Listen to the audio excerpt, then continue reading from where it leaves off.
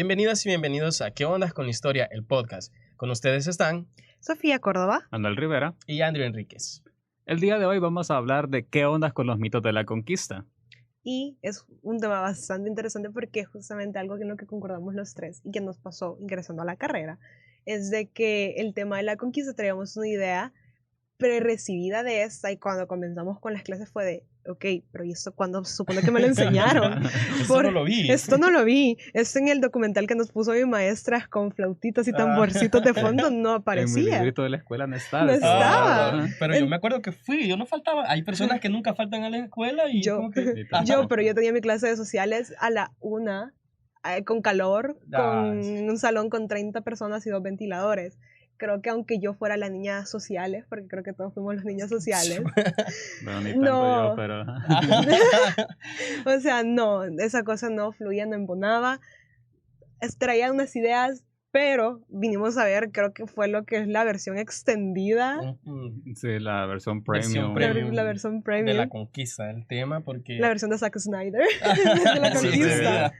pasamos de ¿qué? 1 hora 15, 1 hora 20 a Ujú. 3 horas de... Sí, al final todos esos temas son temas que se resumen normalmente en una unidad de aprendizaje que se trata en un mes. Entonces, Sí. suele pasar que se suele minimizar y pues tratar de meter todo para que se aborde y se lleve una idea general. Al final, pues sociales no te forma para ser historiador, la verdad. Sí, Exacto. Sino que te Entonces, crea una idea general de la idea, lo suficiente pues para conocer cómo pasó. Y da pie a que se magnifiquen y se minimicen cosas. Pero justamente con el hecho de magnificar es que empezamos nuestro primer mito, que es el mito de los hombres excepcionales. Exacto. Que cuando decimos conquista, conquistadores, pensamos directamente en Colón, pensamos en el amigo de todos los niños, Cortés, tal vez acá En Centroamérica, Pedro de Alvarado. Ajá, Pizarro. y en el Pizarro, sur. que, comentario paréntesis, no sé qué también me hace quedar eso, a mí Pizarro se me hace muy guapo. No. Ok. Y imaginarte también a Pedro de Alvarado, un señor de 2 metros, ojos azules, y como que... Pero yo también hubiera dicho, ¿será este Dios? O sea, no juzgo. No, sí, Entonces, podemos empezar diciendo justamente con ese tema de los personajes, es de que no podemos explicar, no podemos hablar de un hecho histórico a partir de personajes, porque sería simplificar y omitir muchas partes, pero tampoco podemos decir que esas personas no fueron nada y tampoco ceder todo el protagonismo a lo que era el contexto en el que se desarrollaron. Al final, son personas que se desarrollaron en un contexto y todo tiene que ver y es parte de un todo. sí, exactamente. Entonces, justamente empezamos con Colón, con la idea de el hombre del marinero excepcional, adelantado a su época y que nunca a nadie se le habría ocurrido esa maravillosa idea. El hombre del futuro. Ajá, Ajá. un visionario. Y inclusive creo que en Alienígenas Ancestrales está la teoría de que Colón, ¿cómo rayos a Colón se le pudo haber ocurrido eso? Y no, Ay, por conocimiento. favor, es en serio. Te lo juro, Adelantado a su te lo juro, época. te lo juro. Entonces, pues no es tanto así. Tampoco Colón era un don nadie. No, Colón era un Claro. marinero bastante formado, con mucha experiencia. Y en la época ya habían varios pues avances tecnológicos que habían permitido que la navegación evolucionara y cambiara. O sea, ya no solo los barcos, sino que las herramientas que se ocupaban para la navegación, el astrolabio, la brújula, creo que es el más importante. Sí. Entonces, y la otra, no es que estuviesen buscando algo, porque realmente la idea que América estuviese otro continente no existía, pasaba, no o sea, pasaba. Tenían otra meta, se les cruzó un montón de Ajá. tierra llamado Ajá, continente. porque justamente la otra meta era llegar a Asia, porque ¿qué había pasado? Que se había encarecido el precio del mover productos, el mover especias, que Especies, para ajá. Europa era súper importante, porque se había tomado Constantinopla por los turcos en 1453. Entonces, pues se había encarecido esto o simplemente no se podía porque era demasiado, no se podía. Ajá. No era simplemente no se podía. No estaba llegando. No estaba llegando, ese tema no estaba funcionando, no estaban facturando lo que deberían estar facturando. Exacto. No estaba Entonces- soportando el comercio. Entonces sucede de que pues en Europa se comienzan a buscar rutas alternas, surge una ruta que va rodeando África, entonces Colón tenía esa idea porque ya está un poco ahí la idea de que los cálculos de la Tierra pues no estaban del todo tal vez exactos, como que faltaba algo ahí, la idea se manejaba y Colón dijo, bueno, yo creo, mi teoría es que pues si nos vamos por acá, vamos a llegar a las Indias. Si le damos por acá. Si vamos allá recto, llegamos a las Indias. Entonces, pues ahí llevó su proyecto, se lo agarraron en España y Sí. sucede todo lo que pasó. Y pues también, o sea, gracias a pues la teoría que Colón presentó y pues a todos los avances tecnológicos que habían en la época, o sea, tampoco es que cualquiera lo hubiera hecho. Y vamos por ese acontecimiento, como decimos, ¿verdad? El mito de estos hombres excepcionales, cómo son vistos actualmente. Que hasta estos personajes para la sociedad actual significan algo, representan algo.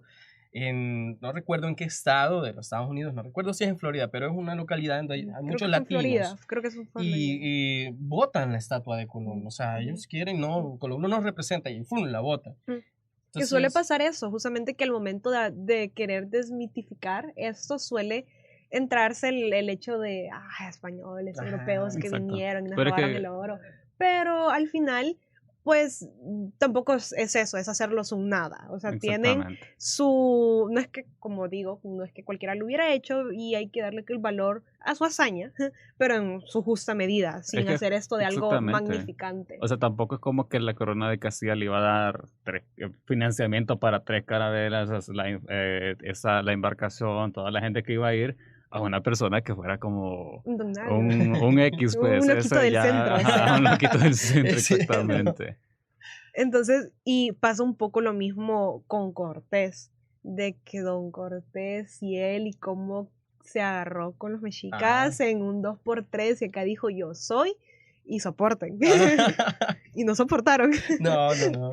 Entonces, la verdad es que sí soportaron bastante bien. Pero eso va a ser otro mito. Sí, Esa es Es otro otra tema, historia, ese otro es tema otro aparte tema. y no me voy a meter.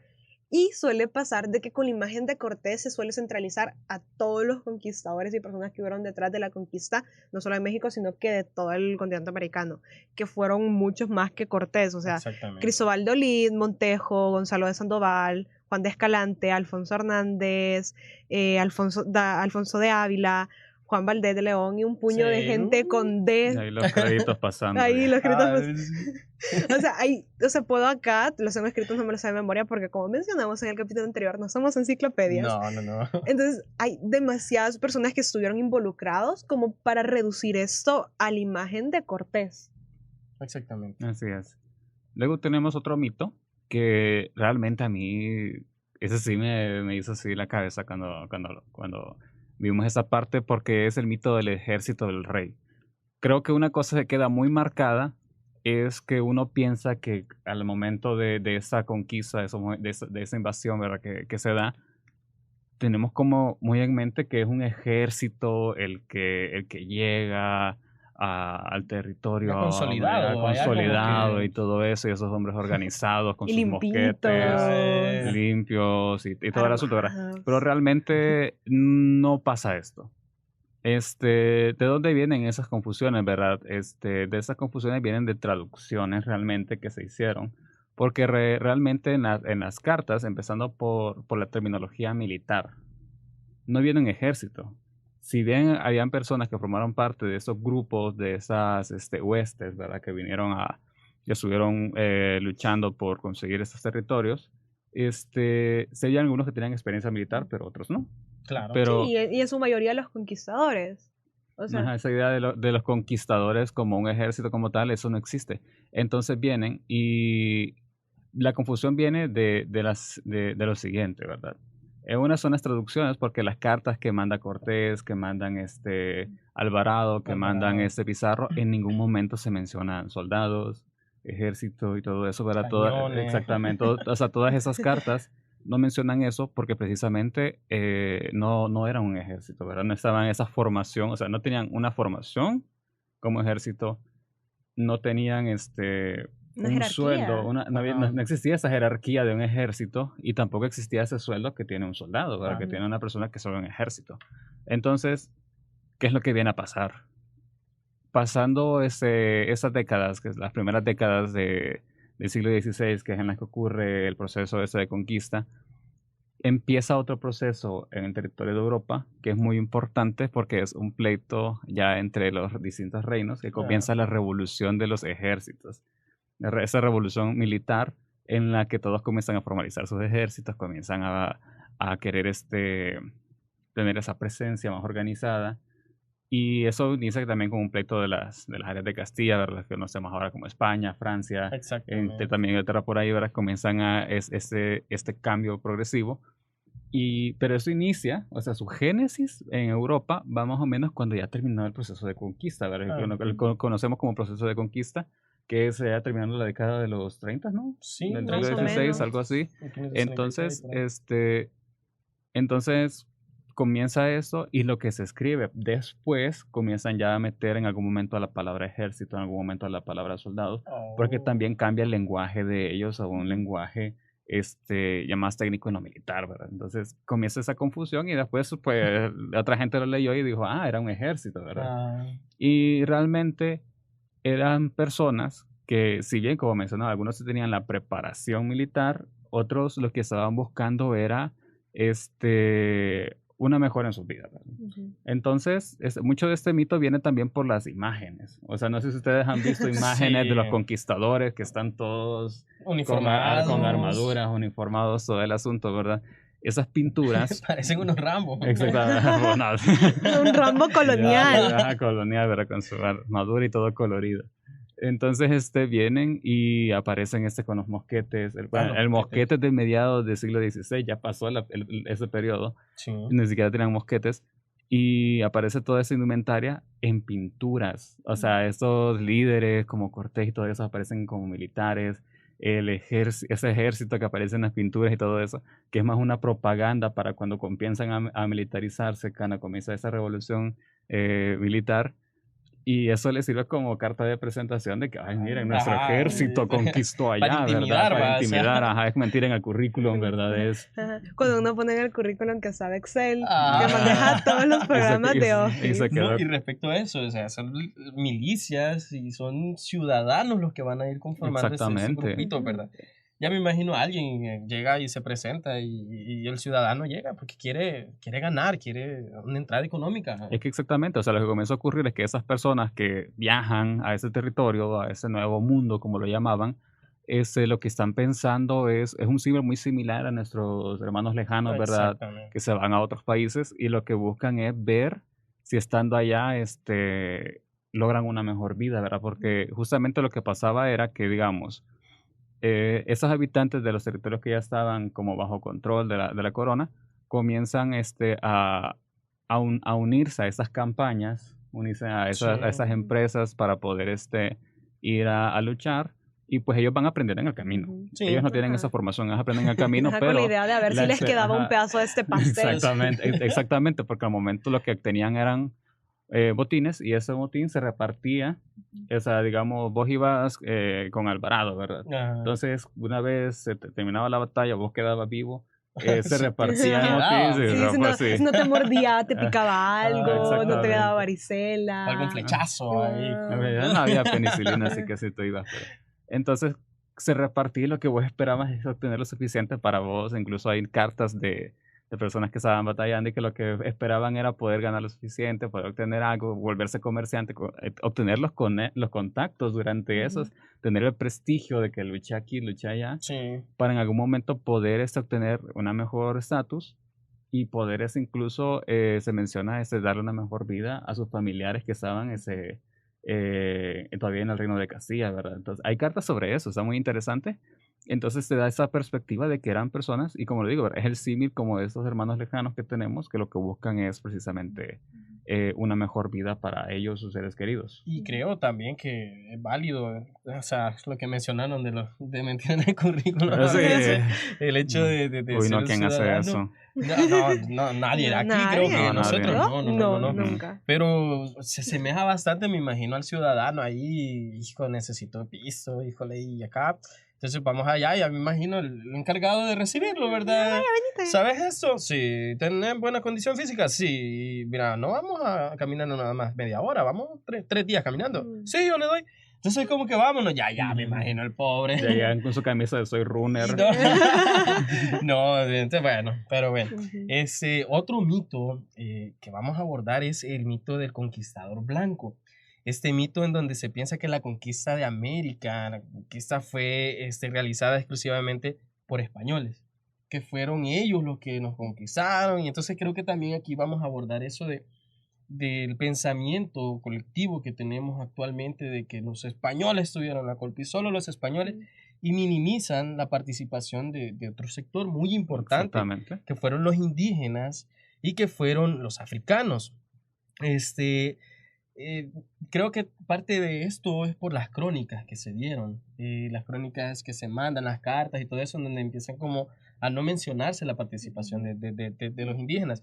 Un caso muy importante es el de los tlaxcaltecas apoyando a Cortés, que básicamente cuando llegan a Tenochtitlán son alrededor de 800 españoles y alrededor de 75,000 indígenas. Exactamente. Hablan alguna fuente. Entonces vamos a un porcentaje de un 90 a un 95% de indígenas y solo que un 5% de españoles. Que esa es la otra, de que uno se imagina que era un grupo de 1 millar de gente, no eran, la verdad, era un grupo bastante reducido para lo que creo que la imagen colectiva que se puede llegar a tener, y el resto eran personas, eran indígenas. Eran indígenas, eran africanos. Que ese es otro papel que se suele invisibilizar pues, del africano, que también pues, estuvo ahí en medio dentro del proceso de conquista. O sea, y creemos que realmente, o sea, esa imagen, ¿verdad?, del ejército del rey también se repite aquí aparece, Sí. porque no es precisamente solamente españoles, o sea, como vos decís, la mayor parte no eran de parte de Castilla, no eran de esos reinos. Creo que también allí hay que abordar algo muy importante. A mí siempre me gusta, cuando lo hablo con amigos, porque me han consultado, esta visión que tenemos de que España conquistó México. O sea, la actual España, y lo dicen, no, es que los españoles y los mexicanos, en ese entonces no eran mexicanos. No existía España. No existía España. España. Entonces, partiendo de ahí, hay que entender eso. México, el actual territorio de México, no era México constituido como tal, y eran pequeños, bueno, ciudades, imperios incluso. Entonces, Imperio Mexica. el Imperio Mexica que tenía sometidos a otras ciudades como los tlaxcaltecas, los de Cholula. Entonces, se vivía una guerra civil. En el actual México se vivía una guerra civil entre estos grupos, entre estas ciudades. Los tlaxcaltecas vieron en Cortés, pues, que... Una mano donde agarrarse. Ajá, entonces, pero también Cortés, recordemos que tenía a esa mujer que es invisibilizada en la historia, que es Malinche. Y que se ha cambiado mucho la versión al final. O sea, el término de decir malinchista. O sea, no, o sea, al final la Malinche era una mujer traductora. Exacto. Era una traductora que al final ella no era una traicionera, al final era parte de un pueblo sometido por los mexicas. Exacto. Que vino y hizo lo que le convino pues para al final sobrevivir. Entonces el ver a la Malinche como esta mujer traidora. No es eso, no fue así. Pero es que también está esa visión de que solo los españoles fueron los que conquistaron, cuando realmente tenés una mayoría indígena luchando, entonces es como que, también ellos son traidores. Ajá. No existe pero la Malinche es la que resalta. Sí, exactamente. Vas a saber, ¿verdad? ¿Por qué? ¿Por qué será? Pues sí, no, y vamos ahí. Entonces, ¿cuáles son nuestras fuentes? Ustedes los pueden buscar ahí en sus hogares cuando puedan. El lienzo de Tlaxcala, el lienzo de Cualquechola, no me equivoqué, ¿verdad? Sí, Cualquechola. Sí. Cualquechola en la región de Guatemala, que pues habla sobre todo el tránsito que tuvieron Pedro Alvarado, conquistando Guatemala. Y en el de Tlaxcala, el lienzo de Tlaxcala, pueden encontrar cuando Pedro Alvarado entró al actual territorio de El Salvador. Entonces pueden consultarlo. Y esos mismos, esas crónicas plasmadas por los indígenas nos dan a nosotros el decir, esto pasó. Y también, pues, lo que se viene después encontrando sobre las personas africanas que contribuyeron, que luego toman una posición y un estatus, que participan y tuvieron un gran papel. No todos consiguieron ese estatus, pero hay fuentes que relatan de que algunos de ellos, pues, sí consiguieron ahí agarrarse un poco y mantenerse ya no en el nivel, pues, de sus iguales. Exactamente. Sí, incluso algunos que estaban en condición de esclavos lograron la libertad. Hay algunos estudios sobre eso y pues se vuelve interesante ver cómo esa dinámica permite también eso. Sí, creo que para terminar con este punto, la parte de la invisibilización de los indígenas y los africanos son las crónicas, pero también cómo se llevó el repartimiento, ¿verdad? O sea, fue de manera desigual y fueron los españoles que terminan conquistando tanto a a los que fueron aliados como los... Sí, al final se los agarraron a todos por iguales. Sí. O sea, Sí tuvieron sus no sé cómo decirlo, no premios, pero sí tuvieron su reconocimiento los indígenas que participaron. pero al eso. final el destino fue el mismo. No fue el mismo. Bueno, podemos decir que en ese capítulo hemos aprendido que en la historia de la conquista tenemos muchos mitos, ¿verdad? Entre los mitos que Bastante tenemos es el mito de los hombres excepcionales, ¿verdad? Que no eran hombres fantásticos del futuro con una visión... Con ayuda alienígena. Con ayuda alienígena, Que ¿verdad? ellos son el pilar de la conquista. También que no teníamos un ejército formal conquistando y todo eso, y que a la par de esa idea del ejército formal de españoles, que no existía España, no solamente eran gente de Europa la que estaba ahí batallando, sino que también habían indígenas, habían africanos, y pues eso creo que nos debe llevar un poco a la reflexión de por qué lo hacían, ¿verdad? Y es esa propaganda también para verse mejor ellos y que luego lo retomamos tiempo después, ¿verdad? Y creo que eso sería todo por nuestra parte del día de hoy. Esto fue ¿Qué ondas con los mitos de la conquista? Parte 1, porque no son los únicos mitos que hay alrededor de la conquista y continuaremos desarrollando esta temática en el siguiente programa. Así que los invitamos a que se mantengan no solo al tanto de los medios de difusión de la YSUE, sino que también de todavía solo nuestro Instagram, ¿Qué ondas con la historia? _, porque aún no descubrimos quién tomó ¿Qué ondas con la historia? Todavía no. Y pues va a ser hasta la próxima, pero antes de terminar, recordemos que quien no conoce esa historia está condenado a seguir mintiendo con que pueda exhalar en su currículum. Entonces será hasta la próxima. Yo soy Sofía Córdoba. Manuel Rivera. Andrea Enríquez. Y eso fue ¿Qué ondas con la historia?